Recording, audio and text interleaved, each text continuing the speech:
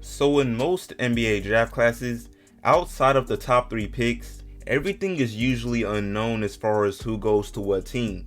Because we've heard of a consensus number 1 pick or even a consensus top 3 picks, but we never hear of a consensus 4 through 10 picks. If you disagree, then comment what year because I've yet to witness it. But yeah, after the top 3 picks, things are usually much more debatable, and that's sort of a pattern each year. But this year, I believe that pattern or streak or whatever has ended because there's not much of a consensus anything.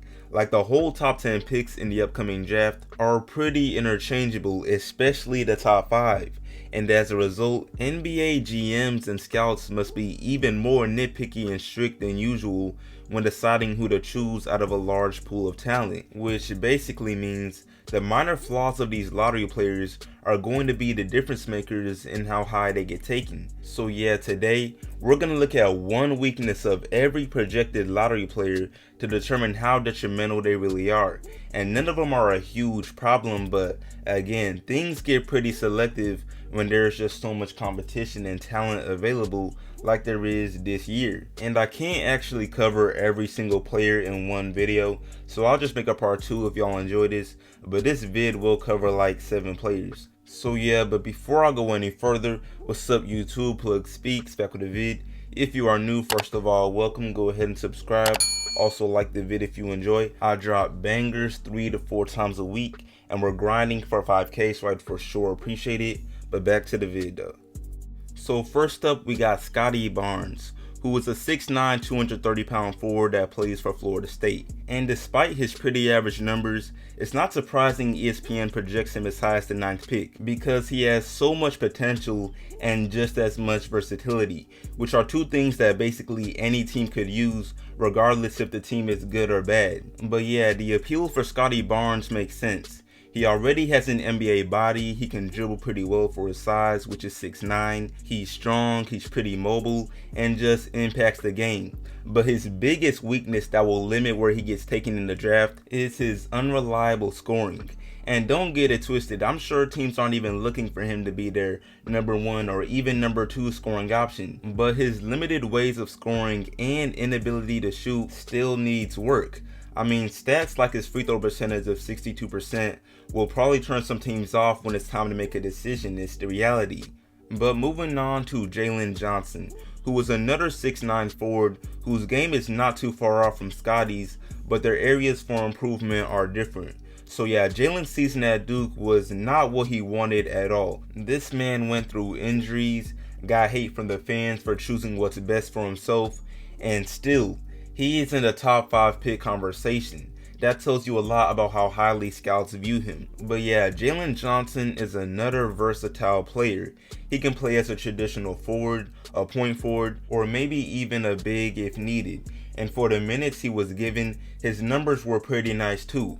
However, his biggest weakness has got to be his struggle to take care of the ball when in that playmaker role. And some may bring up his shooting, which could be a valid point, but the main reason he's projected where he's at is because of his Ben Simmons-like abilities. But if he turns the ball over just as much as he playmakes, it's pretty counter-effective. So I'm thinking this may turn off some teams, but I won't be surprised if most don't think much of it. All the weaknesses I'll go over today usually improve with what? Development and experience. But moving on to Jonathan Kuminga, who some sources claim is 6'8", while others say 6'6", but regardless, he has as much potential as anybody on this list, maybe even more. And he showed why when playing in the G League while only 18 years old. But yeah, Kuminga is a two-way player that is pretty aggressive on offense and plays with force on defense. And you know you're doing something special when G League vets say they see Kawhi type potential in you. However, his biggest weakness is his ball dominance and lack of polish. And as a result, his efficiency isn't too great.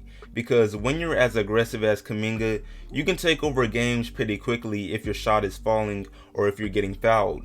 But when these things aren't happening, you may wind up hurting the team more than helping, which didn't happen too much during the G League season, but it did happen. And if I must bring up one weakness, it would have to be that. But moving on to Jalen Suggs, the 6'4" beastie point guard out of Gonzaga.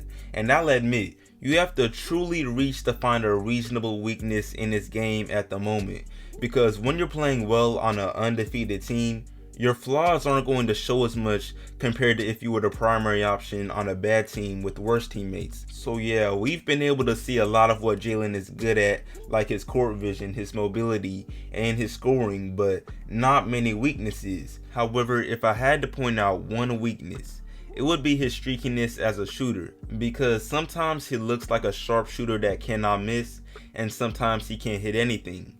Now at the moment his 3-point percentage is 33%, but I remember just a few games ago it was 36%. So it's clear that his shooting from deep is not really yet stable, but I don't expect this to be an issue for too long just based on how smooth his shot actually looks, but we'll have to see.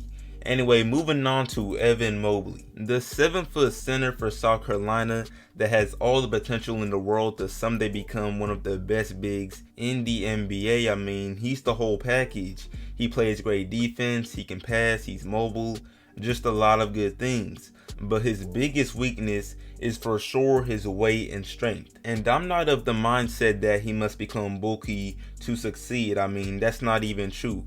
But he only weighs 215 pounds as a 7-foot center. That's not really a recipe for success. And although it hasn't really mattered at all in college, more weight could help with durability, strength, and just make him a better player. It's pretty much that simple. But on to Jalen Green, the 6'6" beast that chose the G League over the NCAA, and it paid off. This man experienced a sample of the pro life while also receiving NBA training and hearing from NBA vets on the daily. Then on top of that, he played up to his standards by producing elite scoring and showed why his highlights bring in so many viewers. Jalen Green's whole playstyle is appealing to fans. However, he does have a weakness. And now some would probably say it's his playmaking, but I disagree. He may not get a bunch of assists, but when you watch him play, you can tell this man knows how to set up his teammates and at least tries to make those around him better. So instead, I'd say his weakness is defense. And he doesn't even have poor defense. Saying that would just be riding the wave. But are we all aware? This man is 6'6" with a 7-foot plus wingspan, and basically I believe he's filled a small portion of his true defensive potential. He may need to add weight or something to really bring it out, I don't know. But anyway, on to the last player I'll cover until a possible part 2. But yeah, we got this man Cade, the projected #1 pick for the class who almost every single team in the league could use. But yeah, Cade has played well all year, including his run in March Madness recently, and there's every reason to take him as the #1 overall pick. However, just like any other player, he's not perfect. And although his assist to turnover ratio is not really an accurate sign of his playmaking skills, it's not completely inaccurate either. He struggles a little with taking care of the ball when the defense is primarily focused on him. And this won't go away in the league if he continues to score so well. So yeah, right now that's gotta be his biggest weakness, but of course it won't prevent him from going top 2 or #1 in the draft. He does too much other stuff at a high level. But yeah man, that's pretty much it for this video. Y'all let me know what you think of these weaknesses and how big of a deal they are. But yeah, that's pretty much it. I appreciate y'all watching. Like this up, share it, sub if new, all of that, and I'm out.